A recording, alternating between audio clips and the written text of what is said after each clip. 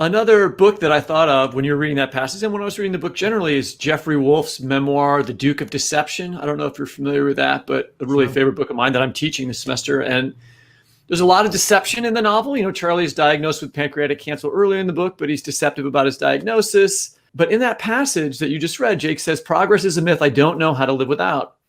That's deception too, the idea of progress, as he says in that passage. But it seems in Jake's mind to be a positive kind of deception. Can deception be positive? Well, here's how the distinction that I would make is this between illusion and delusion. And I would say that an illusion is a healthy thing and a necessary thing. And this kind of goes back to some extent, it goes much further back, but certainly in the 19th and 20th century, these were powerful forces in the philosophical world, the world of psychology, Freud, Nietzsche.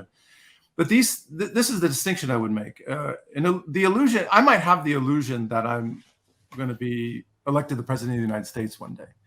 And it's probably not going to happen, but, I'm of age and I was born here and maybe so, I might also believe that I will be elected the first president of the United States.